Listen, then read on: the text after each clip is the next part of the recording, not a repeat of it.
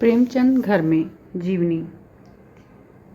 आगे के क्लासेस हो चुके हैं आपके, जिनमें महत्वपूर्ण कथन पहली क्लास है, जिसमें इस जीवनी में शिवरानी देवी द्वारा जो महत्वपूर्ण कथन आए हैं उनको एक पार्ट में करा दिया गया है। नेक्स्ट वीडियो में हम देखे थे कि इस कहानी का सारांश, इस पूरी जो जीवनी की पूरी कहानी है उन्होंने जो कही है प्रेमचंद के बारे में, उसका सारांश क्या है। तो इस जीवनी का पूरा सारांश हम एक पार्ट में देख चुके हैं, आज उसका अगला पार्ट है। यहाँ तक क्लासेस हो चुकी थी, आगे हम बढ़ेंगे। अब शिक्षक की नौकरी छोड़ने के बाद वो कहाँ चले गए थे? महावीर प्रसाद पोद्दार के निवास स्थान पे, क्योंकि वो बहुत बीमार रहने लगे थे और उन्होंने उनकी सेवा की थी। आगे के पार्ट को हम देखते हैं और आज इस वीडियो लेक्चर में पूरे जीवनी को कंप्लीट करेंगे, फिर नेक्स्ट रचना को पढ़ेंगे। आपके असिस्टेंट प्रोफेसर के एग्ज़ाम होने वाले हैं। अगर आपने हरियाणा असिस्टेंट प्रोफेसर भरा हुआ है या दिसंबर में आप यूजीसी नेट का पेपर की तैयारी कर रहे हैं तो उसके लिए यह बहुत ही सहयोगी रहेगी। तो बहुत बहुत स्वागत है आपका हमारे चैनल अनुराधा हिंदी क्लासेस में। प्रारंभ करते हैं इस क्लास को। आगे इस जीवनी में लिखा है, शिवरानी देवी जी ने, प्रेमचंद जी ने महावीर प्रसाद पोद्दार जी के साझे में चरखे की दुकान खोली। चरखे देहात से बनकर आते थे और बेचे जाते थे। आगे भी उन्होंने लिखा कि प्रेमचंद ने 1.5 साल में मर्यादा पत्रिका में रहने के बाद विद्यापीठ में 135 रुपए के वेतन पर हेडमास्टरी की नौकरी पकड़ ली। इन्होंने मर्यादा पत्रिका में भी कार्य किया।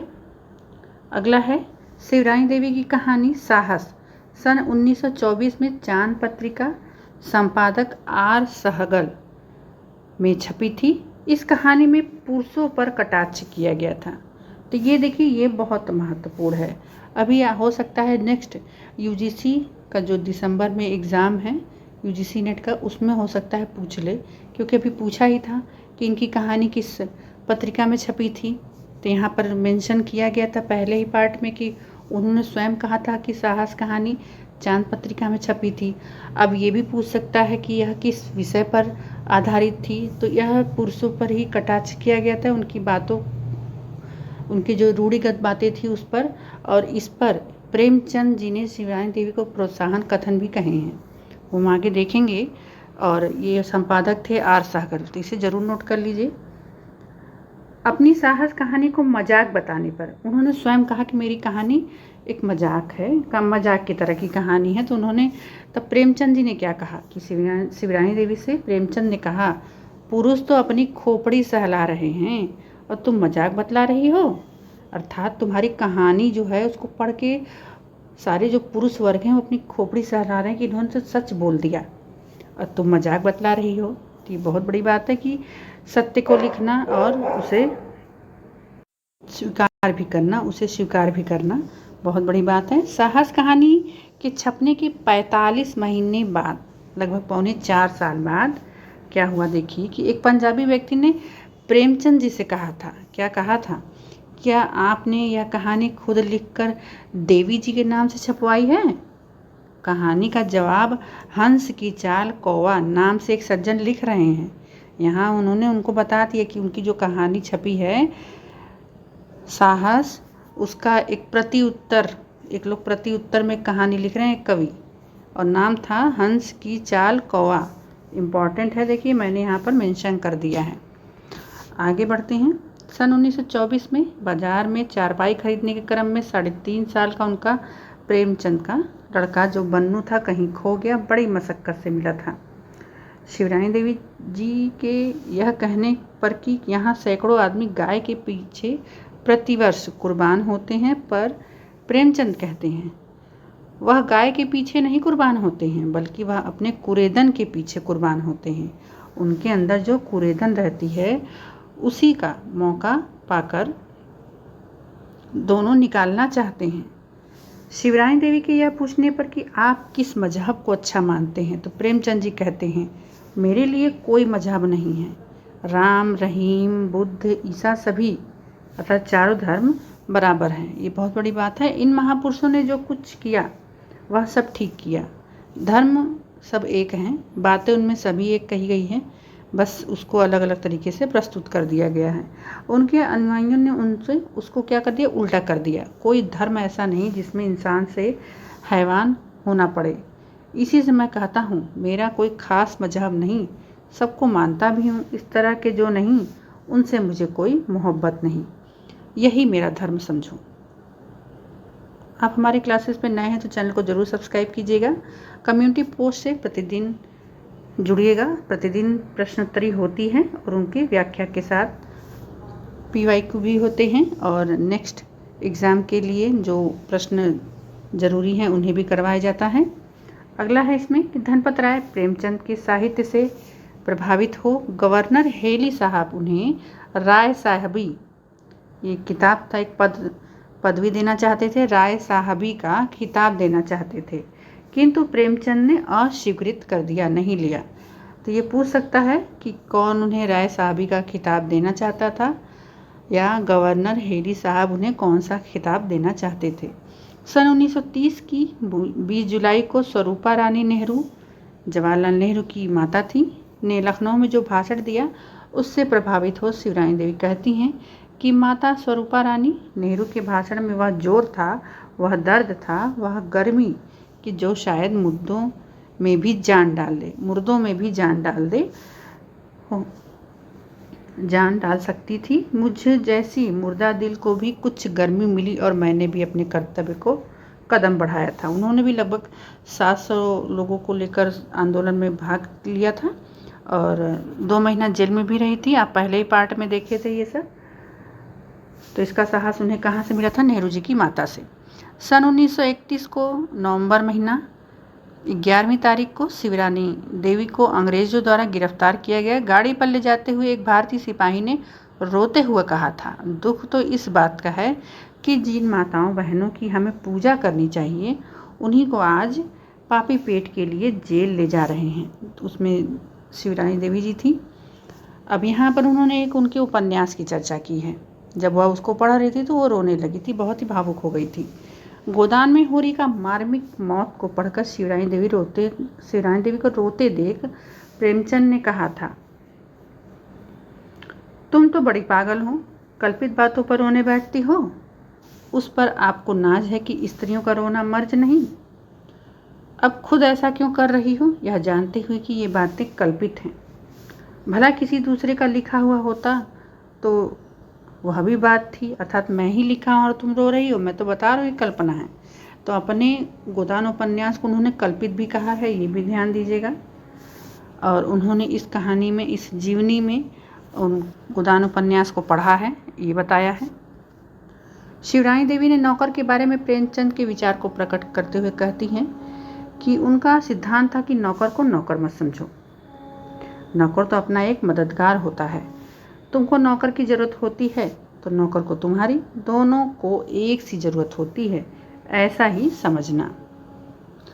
शिवरानी देवी प्रेमचंद के गुस्से के बारे में कहती हैं कि उन्हें जीवन में मात्र 2 बार गुस्सा आया था, एक बार पुत्र धन्नु पर और एक बार मेरे ऊपर।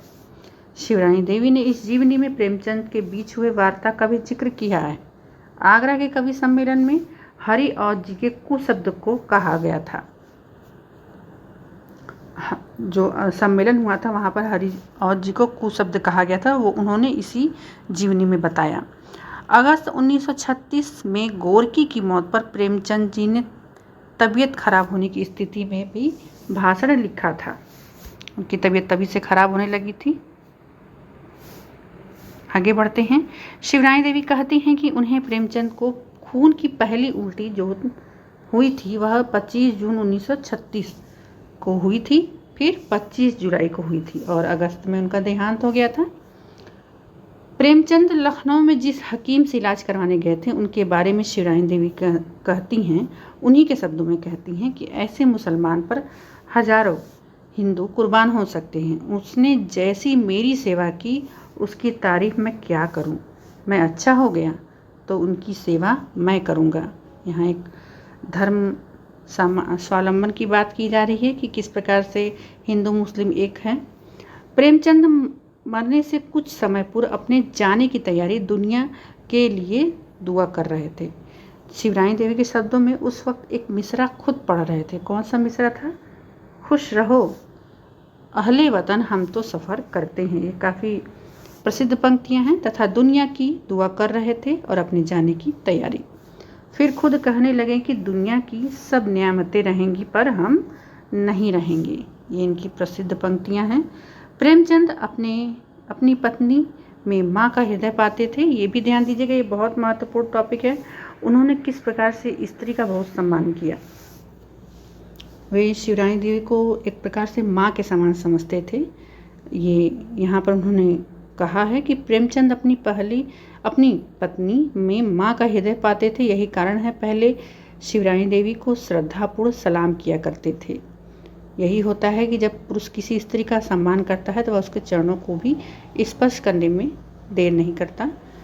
शिवरानी देवी का जब इस सलाम के बारे में उनसे पूछी तो उन्होंने कहा था कि उम्र, रिश्ता या पदवी कोई चीज़ नहीं है, मैं तो हृदय देखता हूँ और तुम्हारा हृदय माँ का हृदय है।